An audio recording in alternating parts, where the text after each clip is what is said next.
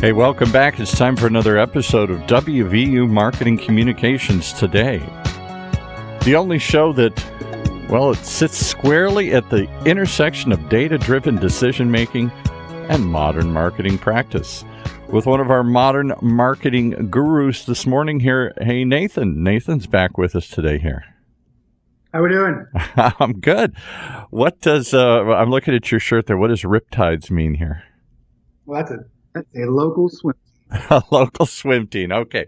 What better thing to call it in Riptides here? And what better way to market a business than just to say what it is, obviously, huh? Come up with something name like that. So who did you bring today to talk about what is obvious to you guys, but still so mysterious to most of us here?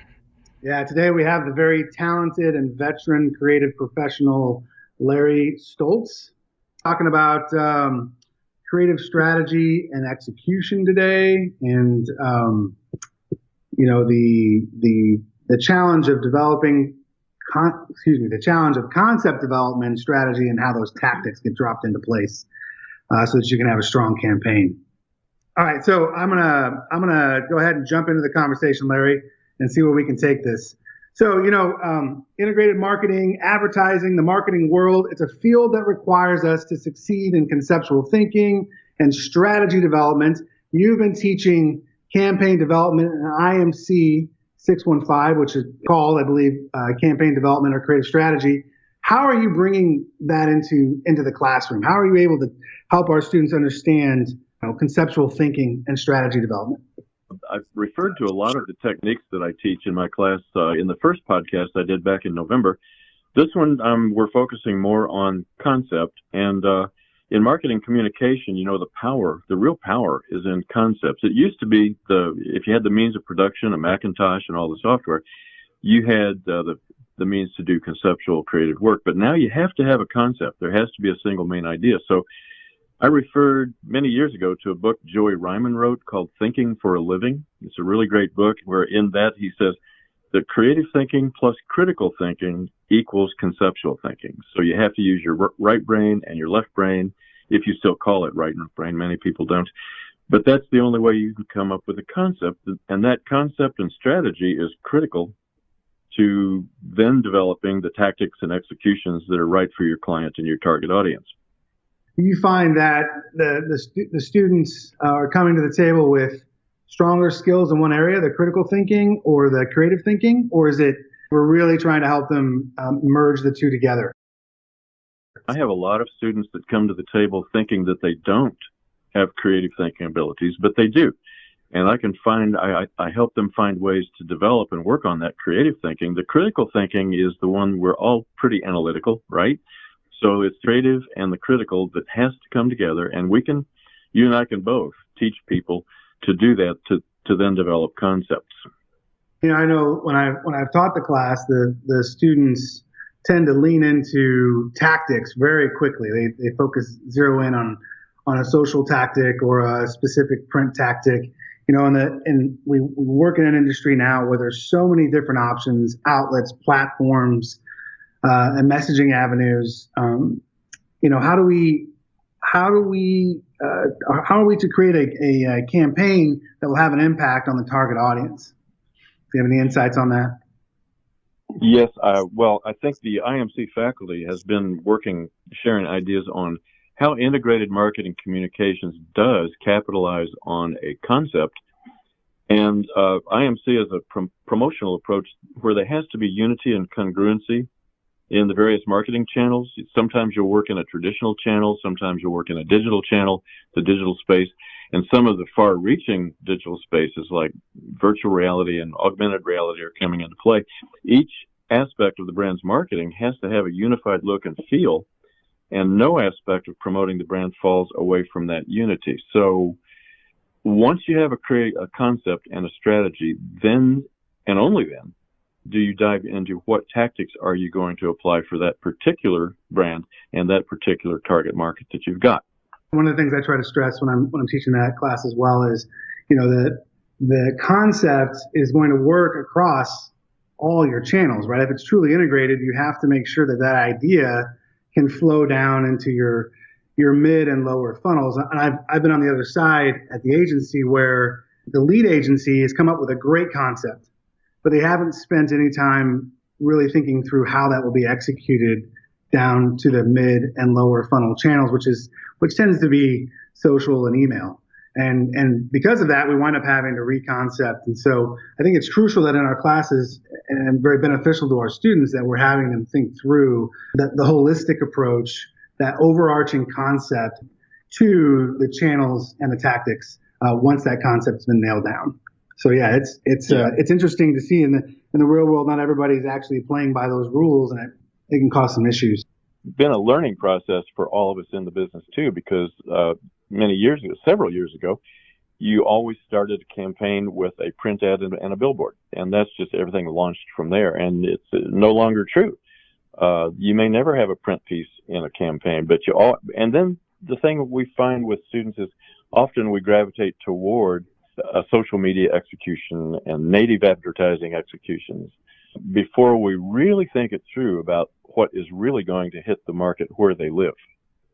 So that's why we do the strategy statements and the creative briefs and work that to death before we ever dive into tactics. I've seen that where the brands are starting is really with video. And video is a lot of fun and super dynamic, but it's moving and there's a lot of excitement to it, but translating that into your email is very difficult. So having those core messaging components, the core concept that you can ladder back to, helps the other part of the team who's working on the static elements to build out and be true to the concept that should be reflected in the brief and in the overarching strategy. You and I talked at Morgantown about how all of us are trying to figure out and keep up with the digital space and watching what the big brands are doing, and even they're having trouble figuring out what to do with this digital space. So we're all learning it together. Yeah, and we're seeing the need for almost specializations and understanding key channels like digital, like paid media. And I know that our program is now offering areas of emphasis to reflect that change in the market. You can get an emphasis in creative strategy, for example, because there's so many media channels, there's different messaging across different platforms. You really need to become pretty good at one of them to help the brand understand how to get their sales and get their messages out there. So I think our area of emphasis is going to help our students gain those skill sets. Yes, I think it's 7 different areas of emphasis, and the specialization is great, and it's going to create great teams in the agencies and marketing firms that our graduates go into. As we're teaching, how do we make sure that those conceptual thinking is addressing contemporary needs? Are you applying that into your curriculum? Are you having them read certain things? Are there resources you're sharing to make sure our students are staying on top of these contemporary changes? Yeah, that's critical. I just finished reworking part of the course this summer because we have found that textbooks cannot keep up with the changes going on in the industry. The industry changes virtually every day or week.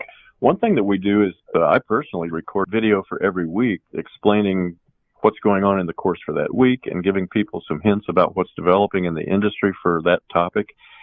And I subscribe to many, many marketing news briefs that I get virtually every day. And those are full, like Marketing Dive and Drum and their Content Institute. They contain a lot of articles, and sometimes those articles just really ring the bell with what we're talking about that week. And I'll forward those articles to the students. That's the only way we can keep this course relevant and up to date to the minute. That's how we do it.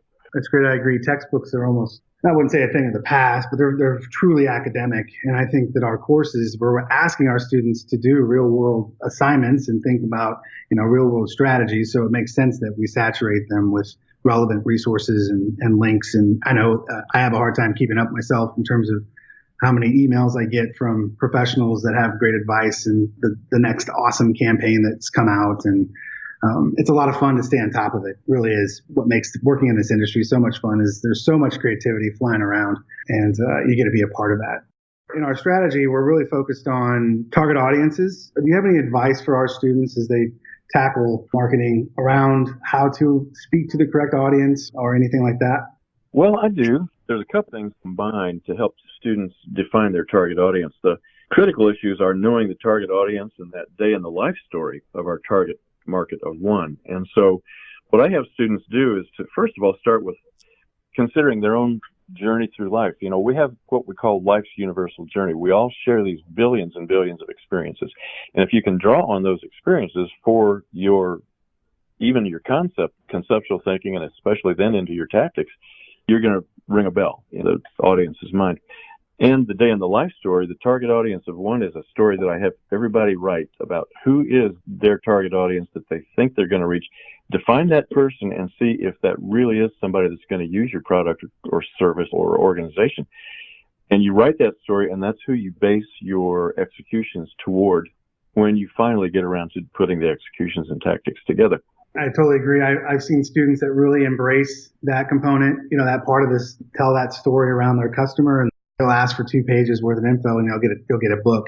They really jump into it, understand that market. And of course, the outcome of that is their campaigns are stronger because they really understand their audience. We use personas. So we talk about Jill and Dave, and there are 2 key personas, and we build a story around each person, and we use data to help us understand who they are and their purchasing habits. So it's a little more tactical and not quite as much fun as what we're having the students do in the class. So I think it's a great exercise that you're executing there in that classroom around that life's journey. That's a lot of fun. Yeah, it really helps. The student. I know a lot of feedback I've given is to the students who don't take it seriously is your campaign's going to fall flat because you don't know your customer very well. You really got to push it. Right. Even then, this is a class and you're making some of this up. So make some stuff up, have some fun with it. So it complements your campaign, and you can really have a strong foundation for the reasons why you're going to use those tactics and why this story is the right way to talk to your audience. So yeah. All right. With that, we're gonna move to the break. And a quick break it will be as we tell you about West Virginia University's online data marketing communications program, the one they're discussing here today, the first graduate program of its kind.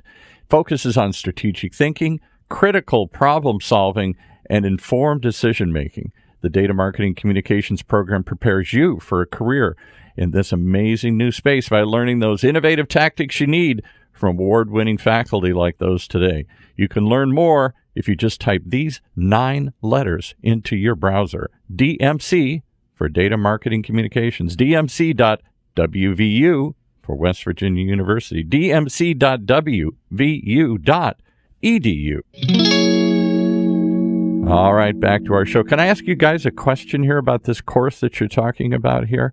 When people graduate, what kinds of jobs today do they call these jobs? What kinds of agencies or departments hire them? I'm so confused by the difference between digital marketing and data communications and online agent. It used to be just PR and advertising and maybe marketing. Now we've got all these hybrids and stuff. Where do they go to find these new jobs that you guys are talking about?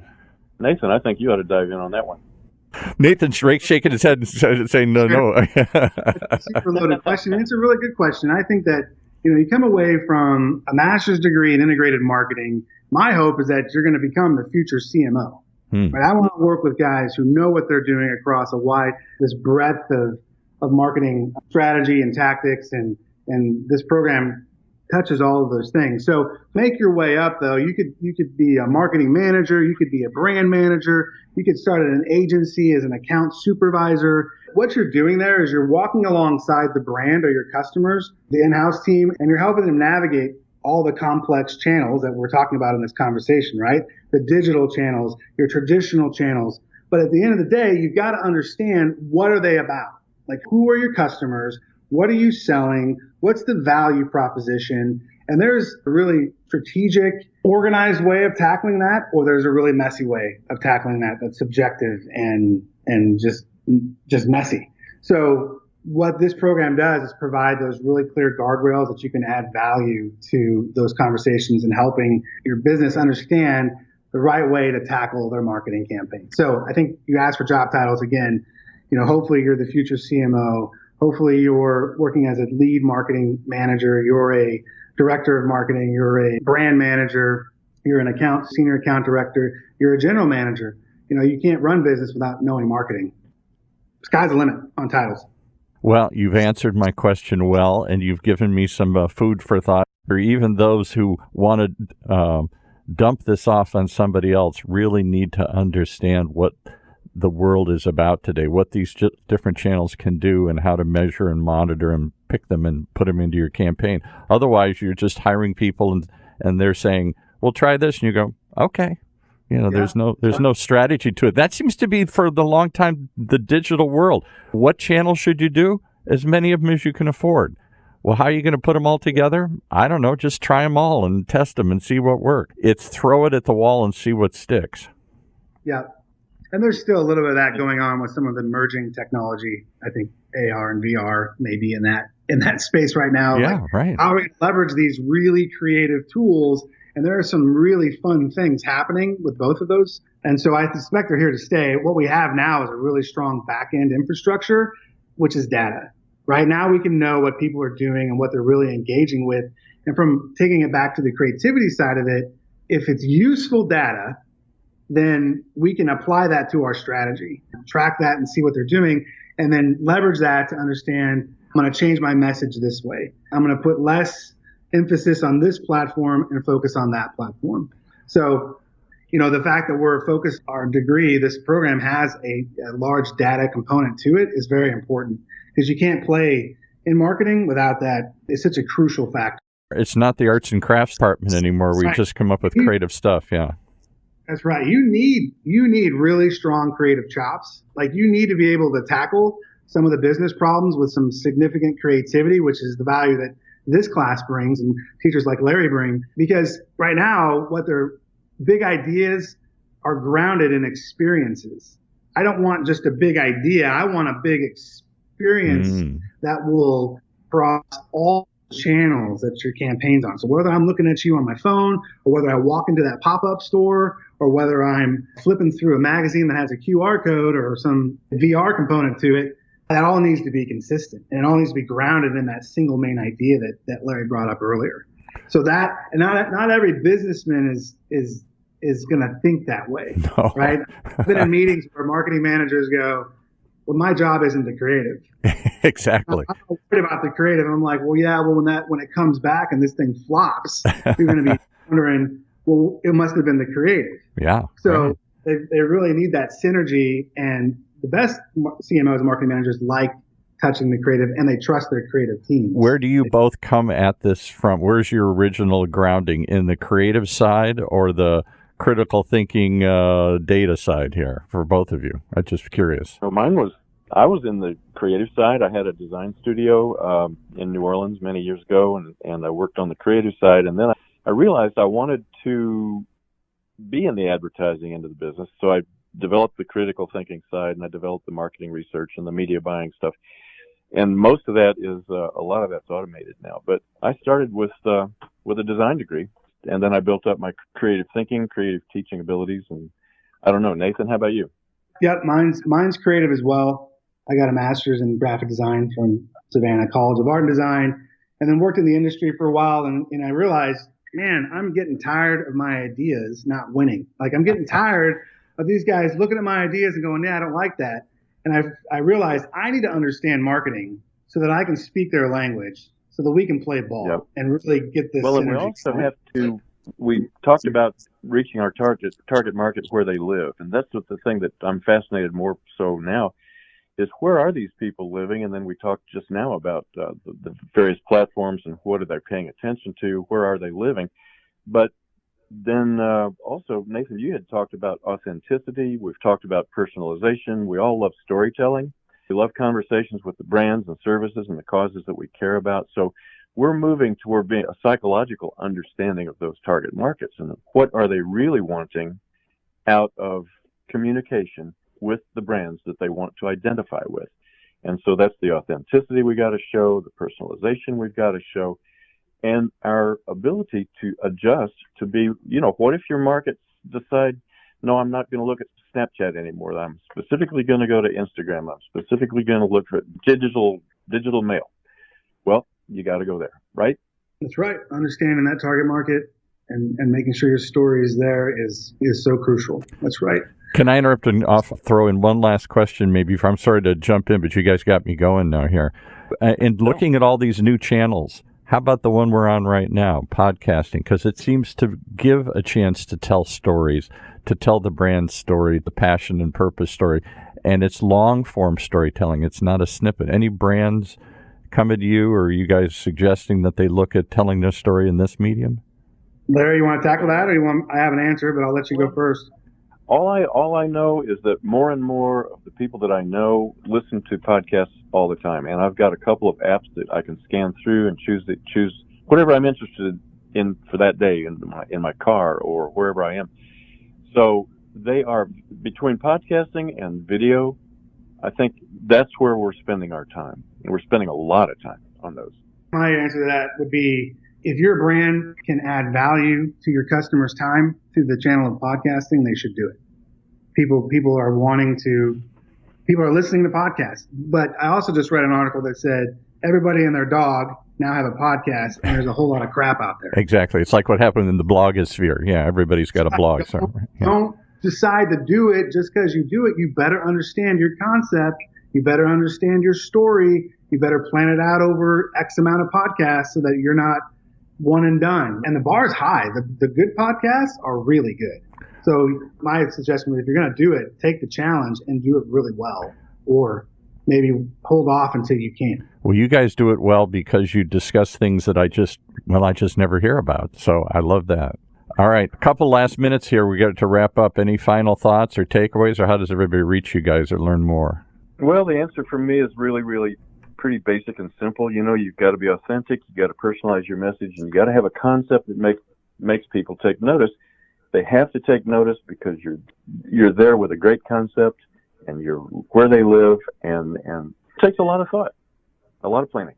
I agree, totally agree with that. And Larry's done a great job with that class, and the students that take the advanced class come in with strong skill sets. I appreciate his hard work. You know, contact us. I think it goes with the one I said in the break there. I think so. Probably EMC for Data Marketing Communications .wvu.edu. I think that's where you can find all of the course info. And then you have access to all the faculty bios, so you can see and connect with not just Larry and I, but all the other great experts that the program has teaching for them. So. Okay, good stuff. All right, well, appreciate you always chatting about this stuff here, and forgive us if we're still confused at this new space and what the heck we're supposed to do with it. No problem. I think you're in good company.